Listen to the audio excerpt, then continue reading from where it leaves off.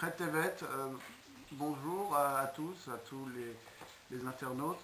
Donc on va aujourd'hui regarder un pasouk de Parashat Vayechi. Ce pasouk se trouve dans Parashat Vayechi, c'est le 11e, c'est Osri le Gefen Hiro, le Sorkav Neatono, qui baisse Beyain Levusho, Bedam Anavim Souta. Je traduis. Il attachera à la vigne son anon et à la treille le fils de son ânesse. Il lavera dans le vin son vêtement et dans le sang des raisins sa tunique. Nous allons essayer maintenant de voir ce que l'Admour Azaken nous enseigne, puisque le Torah Or a été compulsé par l'Admour Azaken, le premier Rabbi Chabad. Et donc, je vais lire et traduire.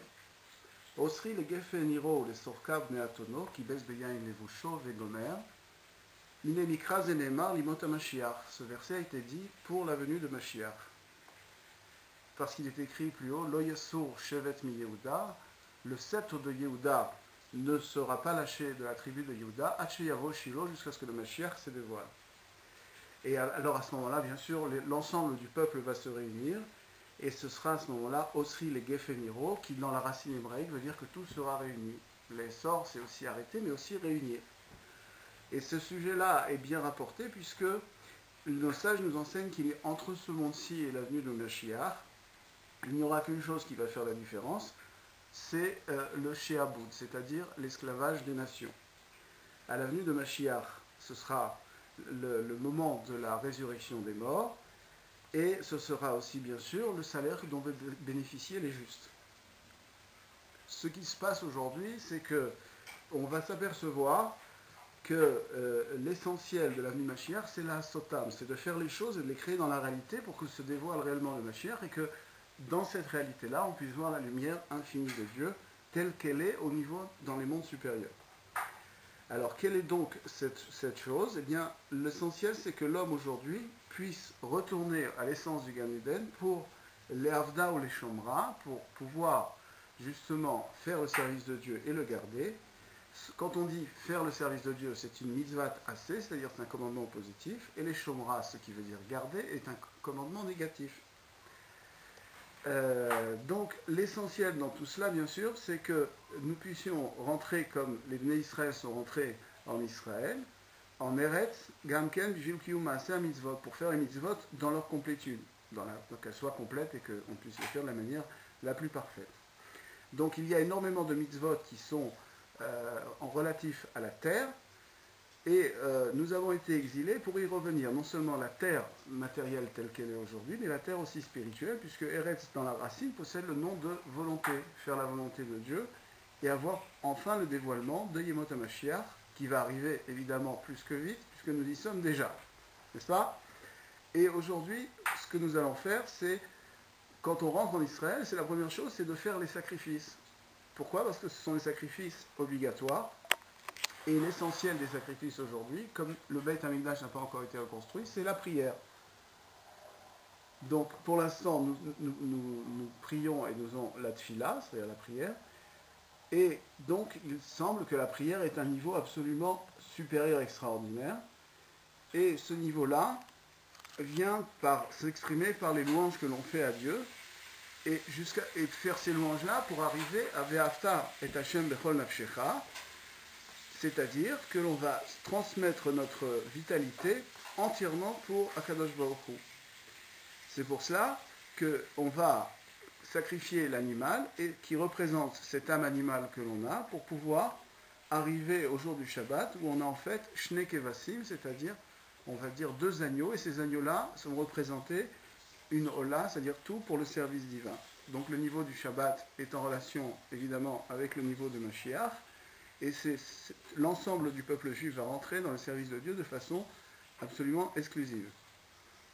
Alors comment est-ce qu'on peut expliquer que les sacrifices soient à un niveau aussi fort, puisqu'il est écrit que mitzvat retsoncha, que c'est un commandement de ta volonté, parce qu'à ce moment-là on verra l'essentiel de ce qu'on appelle la venue de Mashiach, plus que la prière que l'on fait aujourd'hui. Et donc il est écrit que les Bnei Israël sont comparés à la vigne. Pourquoi ? Parce que de la vigne va sortir le vin. Le vin représente dans la Torah le secret le plus profond, les secrets les plus profonds qui vont à ce moment-là se dévoiler.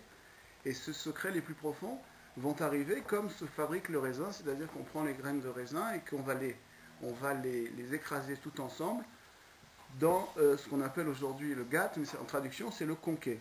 Le conquet, c'est quand on fabrique du vin, on met tous les raisins là-bas et on les écrase pour en produire le vin, donc le sang de la terre, on pourrait dire presque ça. Et donc, que se passe-t-il? Il se trouve que la meilleure partie du vin se trouve justement près des raisins qui sont sur le sol. Comme on le dit d'ailleurs au moment des libations au temple, on ne venait pas amener du raisin des grappes les plus hautes, mais des grappes les plus basses, dont sort le vin et le meilleur. Donc il y a plusieurs sortes de vins. Il y a le vin qui rend gai, qui rend joyeux, et le vin qui peut rendre l'homme saoul. Et puis il y a le vin rouge et le vin blanc. Et donc les Bnei Israël sont comparés à ces sortes de vins, parce qu'il y a un amour qui est caché vis-à-vis de la Kadosh Baruch Hu, et pour sortir ce dévoilement, il faut utiliser au plus profond, et donc les grappes de raisin qui sont proches de la terre, et pour rendre l'âme animale au niveau de la terre, c'est-à-dire se rabaisser pour recevoir cette annulation, et par cela même, on peut avoir les plus grandes lumières qui vont se dévoiler. Et comme on le dit souvent, dès que le vin rentre, sort le secret, et c'est donc par cette manière-là qu'on pourra dévoiler les choses cachées, et elles se dévoileront de l'extérieur. Et donc dans l'amour, il y a deux choses.